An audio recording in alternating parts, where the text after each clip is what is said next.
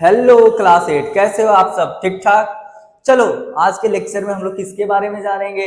Bread formation और antibiotics के बारे में। इसमें भी हम लोग क्या चीज का ये टॉपिक है, तो ब्रेड फॉर्मेशन और एंटीबायोटिक भी यूजफुल माइक्रो ऑर्गेनिज्म के टॉपिक्स हैं। ठीक है, सब टॉपिक्स अब हम पढ़ेंगे कि ब्रेड फॉर्मेशन होता कैसे। ठीक है, तो ब्रेड फॉर्मेशन कराने वाला जो माइक्रो ऑर्गेनिज्म का हम लोग यूज करते हैं उसका नाम है, एक ईस्ट है, उसका नाम है सैक्रोमाइसिस सेरेविसेई। ठीक है, अब हम लोग जब ब्रेड बनाते हैं उसके लिए क्या करते हैं? ब्रेड के लिए हम लोग क्या वो करते हैं? डो बनाते हैं। डो बनाते हैं मतलब आटा गूंथते हैं। ठीक है, अब गूंथने के लिए हम लोग क्या कर रहे हैं? आटा गूंथने के लिए हम लोग वेट फ्लोर ले रहे हैं। ठीक, और उसमें वेट फ्लोर में क्या कर रहे हैं? वाटर डाल रहे हैं, सॉल्ट भी डाल रहे हैं और शुगर भी डाल रहे हैं, और साथ साथ में क्या है? ईस्ट पाउडर भी ऐड कर रहे हैं।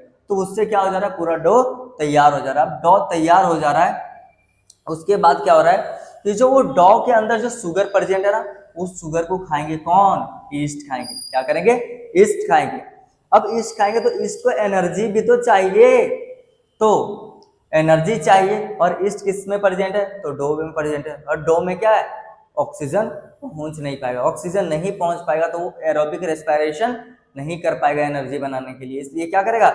एनएरोबिक रेस्पिरेशन करेगा। अब एनएरोबिक रेस्पिरेशन करेगा तो क्या होगा? एनारोबिक रेस्पिरेशन कब होता है? जब ऑक्सीजन कम मात्रा में होता है या फिर ऑक्सीजन नहीं होता है। ठीक है, तो एनारोबिक रेस्पिरेशन जब वो करेगा ना, तो उस समय क्या चीज फॉर्म होगा शुगर से? तीन चीजें फॉर्म होगी। अल्कोहल फॉर्म होगा, CO2 फॉर्म होगा, और एनर्जी फॉर्म होगा। किससे? शुगर से। और ये शुगर को खाकर ही ये सब चीजें बना पा रहे हैं। ठीक है, और अल्कोहल बनने वाले प्रोसेस को ही हम लोग क्या बोल रहे हैं? फर्मेंटेशन। फर्मेंटेशन का मतलब होता है फॉर्मेशन ऑफ अल्कोहल या फिर conversion of natural sugar into alcohol. इसी को प्रोसेस को क्या बोलते हैं? फर्मेंटेशन। तो यही फर्मेंटेशन कराने में कौन मदद कर रहा है? ईस्ट। और ईस्ट कैसा है? एनारोबिक रेस्पिरेशन करने वाला था। एनारोबिक रेस्पिरेशन करके ये क्या कर रहा है? इसी शुगर से एनर्जी बना रहा है, और इसी शुगर को फर्मेंट करके क्या कर रहा है? अल्कोहल बना दे रहा है।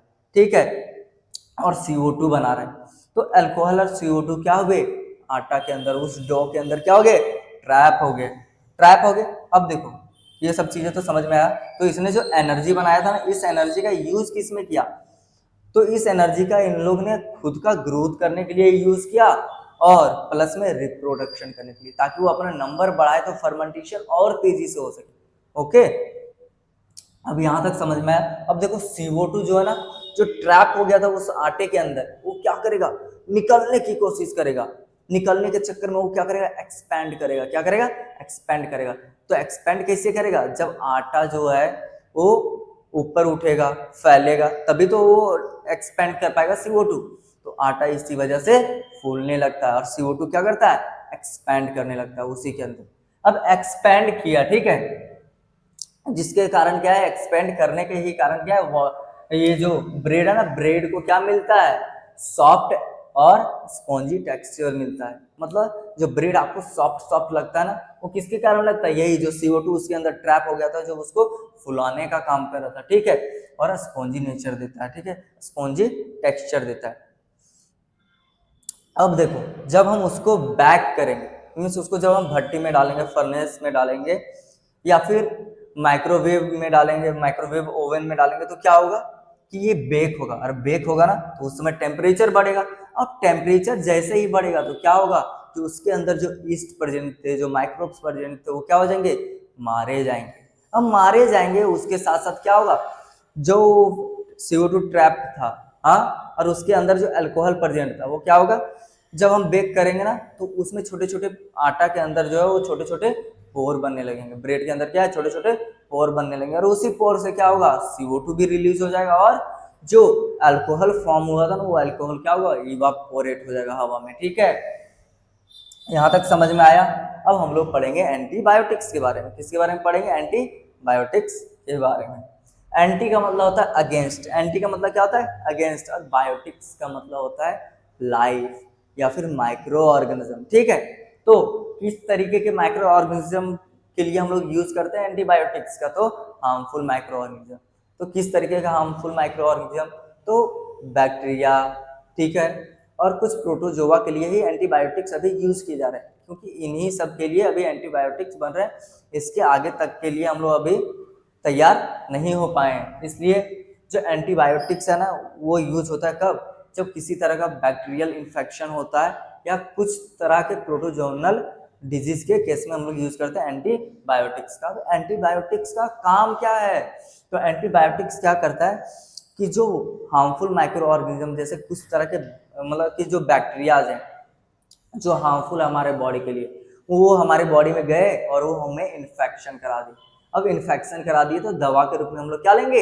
एंटीबायोटिक्स लेंगे। तो ये एंटीबायोटिक क्या करेगा?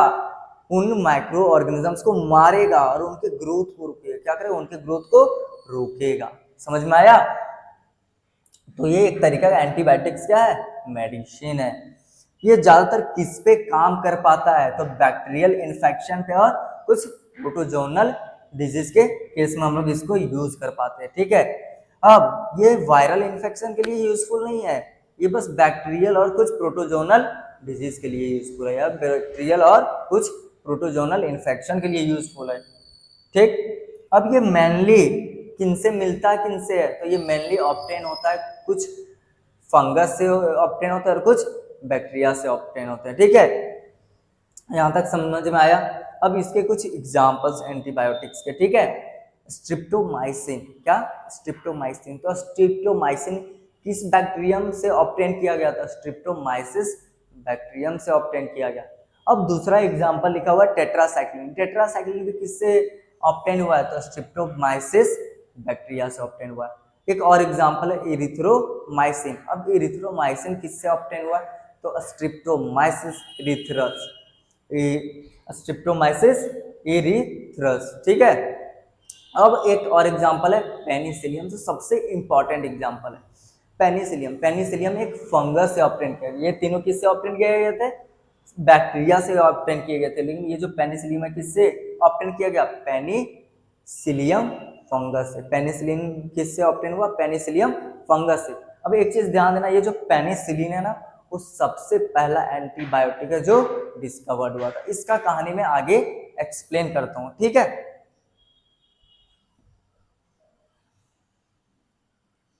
तो अब हम लोग जानेंगे ना कि पेनिसिलिन का डिस्कवरी कैसे हुआ, किसने किया, कब किया। ठीक है, तो पेनिसिलिन जो है ना, उसका डिस्कवरी हुआ 1928 में अलेक्जेंडर फ्लेमिंग ने किया था। और जो इसका कहानी है वो मैं समझाता हूँ कि अलेक्जेंडर फ्लेमिंग क्या थे। एक बार क्या कर रहे थे, वो स्टेफाइलोकोकस बैक्टीरिया को अपने लैब में क्या कर रहे थे, उस पर काम कर रहे थे, उस पर रिसर्च कर रहे थे, जानने की कोशिश कर रहे थे कि ये क्या क्या करता है। ठीक है, तो ये जो स्टेफाइलोकोकस बैक्टीरिया जो है ना, उसको ग्रो कर रहे थे एक पैट्री डिश में, न्यूट्रिएंट मीडियम में। उस न्यूट्रिएंट मीडियम में क्या था? शुगर प्रेजेंट था। ठीक है, तो उसके ऊपर क्या है, वो बैक्टीरिया ग्रो कर रहे थे। अगर न्यूट्रिएंट्स मिलेगा ही नहीं तो बैक्टीरिया ग्रो करेगा क्या? और ग्रो नहीं करेगा तो रिप्रोड्यूस भी नहीं कर पाएगा। तो उसके लिए उन्होंने क्या दिया था? न्यूट्रिएंट मीडियम दिया था, उस पे ये सब ग्रो कर रहे थे स्टेफाइलोकोकस बैक्टीरिया। तो एक बार क्या हुआ कि वो अपने लैब में काम करके जब वो वापस चले गए लैब से, तो उनको ध्यान नहीं रहा कि मैंने इसको कवर किया है या नहीं कवर किया। तो उन्होंने कवर करना वो जब भूल गए, तो वो वापस आए अपने लैब जब दोबारा दूसरे बार, तो देखा उन्होंने कि यार ये जो है ना, इसके ऊपर कोई दूसरा और ऑर्गेनिज्म ग्रो कर गया है। क्यों? क्योंकि जो उसके अंदर जो न्यूट्रिएंट मीडियम था, शुगर जो प्रेजेंट था, उसके ऊपर एक फंगस ग्रो कर गया था। उस फंगस का नाम था पेनिसिलियम, पेनिसिलियम नोटेटम। तो वो ग्रो कर गया। अब उन्होंने देखा और देख के वो आश्चर्यचकित हो गए कि जहां पे पेनिसिलियम नोटेटम जिस जगह पे ग्रो किया था उस पेट्री डिश में, उस शुगर को वो क्या कर रहा था? यूज कर रहा था अपने लिए, अपने बेनिफिट्स के लिए, और उसमें वो खुद ग्रोथ कर रहा था और रिप्रोडक्शन कर रहा था। वो फैलता जा रहा था उस पेट्री डिश में और एक केमिकल रिलीज कर रहा था। क्या कर रहा था? एक केमिकल रिलीज कर रहा था। जो केमिकल रिलीज कर रहा था ना अपने आसपास, तो वहां के जो बैक्टीरिया थे वो मरने शुरू हो गए। क्या हो गए? मरने शुरू हो गए। तो देखा उन्होंने कि यार ये है क्या चीज जो ये छोड़ रहा है पेनिसिलियम बैक्टीरिया, पेनिसिलियम फंगस, वो है क्या चीज? तो वो एक तरह का टॉक्सिन था। क्या? एक तरह का टॉक्सिन था जो वो रिलीज कर रहा था, जिसके वजह से क्या है कि स्टेफाइलोकोकस बैक्टीरिया जो है वो मारे जा रहे थे, उनका ग्रोथ क्या था? रुक गया था। उसके बाद क्या हुआ कि इसका इसी तरीके से डिस्कवरी हो गया पेनिसिलिन का। तो वही जो केमिकल था, जो वो पेनिसिलियम फंगस जो छोड़ रहा था ना, वही जो केमिकल है उसी को क्या बोलते हैं, पेनिसिलिन कहते हैं। ठीक है, अब एंटीबायोटिक का यूज मैंने तो पिछले स्लाइड में बताया था। इसमें क्या है कि एंटीबायोटिक का ना हम लोग यूज करते हैं, चारा में भी डालते हैं। ठीक है, किनके चारा में, तो लाइव स्टॉक के चारा में और पोल्ट्री के चारा में।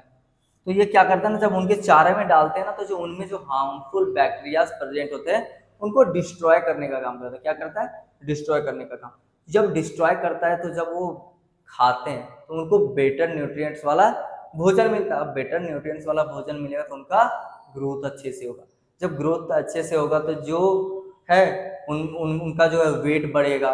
ठीक है, उनका वेट बढ़ेगा। अगर कोई जानवर है जो दूध देने वाला है तो वो उसका दूध का प्रोडक्शन भी बढ़ेगा। इस वजह से हम लोग यूज किसका करते हैं, एंटीबायोटिक्स का, किसमें, चारा में, ताकि हार्मफुल बैक्टीरियाज का ग्रोथ रुक सके और हार्मफुल बैक्टीरियाज मारे जाए। जिसके वजह से जो जानवर है वो जब उस चारा को खाए तो उनको अच्छे न्यूट्रिएंट वाला खाना मिल सके और उनका ग्रोथ हो सके। ठीक है, तो एग्जाम्पल मैं दिया हूँ लाइव स्टॉक का। ठीक है, कि किस तरीके से बेनिफिट हम लोग को मिलता है जब हम लोग एंटीबायोटिक का यूज करते हैं। तो देखिए, कैटल से लाइव स्टॉक का एग्जांपल है कैटल, जिसमें क्या आते हैं, काव और बफेलो। तो काव और बफेलो को हम लोग पालते हैं तो क्या है, उनको हम लोग अगर चारा दे रहे हैं और अच्छा चारा देंगे तो क्या होगा, उनका मिल्क प्रोडक्शन अच्छा होगा। और मिल्क प्रोडक्शन अच्छा होगा तो क्या, वो हमारे लिए बेनिफिशियल है। हम उसको बेचेंगे या यूज करेंगे जिस भी प्रकार से।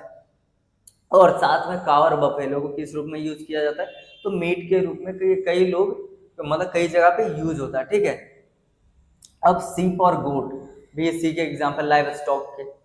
तो इसमें क्या है कि सीप और गोट अगर ज्यादा ग्रो करेंगे, ठीक है, तो उसमें क्या होगा, सीप से क्या होगा, वूल मिलेगा, हाँ, मीट मिलेगा और मिल्क भी मिलेगा। ठीक है, अब पोल्ट्री में आते हैं हैंस, डक्स, यही सब। ठीक है, तो इनसे हमें क्या मिलेगा, एग मिलेगा। ये तो मैं लिखना भूल ही गया था, एग मिलेगा प्लस में मीट भी मिलेगा। ठीक है, तब जब इनको अच्छे चारा मिलेंगे तो ये क्या करेंगे, जल्दी ग्रो करेंगे, फास्ट इनका क्या होगा, ग्रोथ होगा, इनका वेट जो है जल्दी बढ़ेगा।